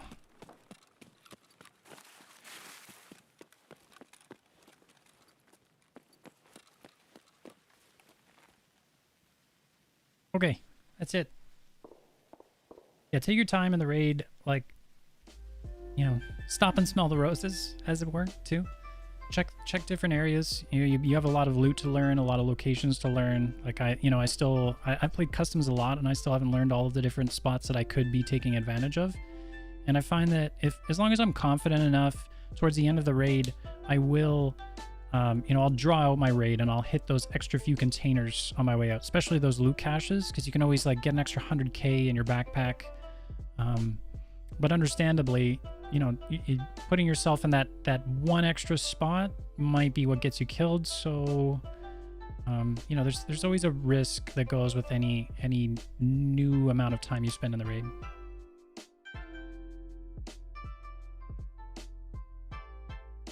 Do it, Cajun. Go get the money, man. And yeah, that was, you know, that was a pretty easy raid. Didn't have to do too much. A little bit of scav killing, and then yeah, this is like my favorite budget weapon right here. I modded out a little bit more, so I'm gonna do one last thing. I'm gonna head out here really quick stream because I need to get off, and I actually don't have the room to do this. So let's go here. So if I'm creating this from the flea market, I'll get one of these little MOE stocks. Usually one of them is less than 10k. And then once you unlock these, I think it's a little ways away, but skier. Oh, there we go. No, that one, this one. You get this little butt pad on the back. I'm not going to see an accurate representation of the recoil because I have the thing folded, but it would be around. I think it's low 60s for sure, even if you didn't have this extra bit on here. But yeah, just changing the stock. Put that rubber butt pad on, but that requires, I think, skier level 3. So that's getting up there a little bit. lower level, just get the RPK, throw a grip on it, and you're good to go. Get BT rounds, and you're keeping your, you have a very effective gun for a reasonable price. It makes a big difference to use better weapons. And I would recommend, like that would be the first place that I would say spend more money and, get a better weapon. If you're going to use cheap armor, like you can make do with stuff. Don't wear a P.A.K.A. Start using the flea market and getting better stuff like that Zuck that I was using, or this armor right here is the best value armor that you can use once you're Ragman level 2. You'll see a lot of people use it. It's 50k, which does seem like a lot, but you're going to get this back quite a bit. It's tier 4 armor. Most people will argue now that this armor is useless, quote unquote useless, but I mean, I just did a raid with tier 3 armor, so it's all about how you play with it. And as long as you embrace what your weaknesses are as a character, then you'll be okay. And that's why I recommend getting a better, getting better ammo, getting slightly better weapons, because even a cautious player that's playing smart from cover and moving around methodically through the map, you're going to get opportunities to make kills. So you want to have a weapon that's going to be able to be effective, and that like largely is based on your ammo. So that's it. I'm gonna head out. Hope you guys have an awesome night. And yeah, sweet, sounds good. Chundelek. You'll have to let me know which one it is. But yeah, have an awesome night, everyone. Thanks for stopping by the stream. Appreciate it. I'll be back again on Sunday this coming weekend, and my plan is to have done some research for reserve, and I'm gonna do a live map learning session where I go run around the map. We'll talk a little bit about what spaces or what spots on the map are worth knowing, and it's going to be on a like the incremental path that I take in order to be building my map learning guide, so that you guys will be along for one of those. Anyways, hope you all have a good rest of your evening. Thanks for everything, and we'll see you next time. Yeah, later, Cajun. Chad, nice to see you, dude. Thanks for stopping in. Gucci, appreciate you, dude. There, Tycho, thanks for hanging out. Carlos, nice chatting with you too, dude. Who else do we have in here? Min Lee. Oh, I didn't even reply to your question earlier. I'm studying. I'm going for my Bachelor of Business Administration with a major in marketing. Words and stuff. Thanks again, dude. Anyone else that I missed out? Appreciate you.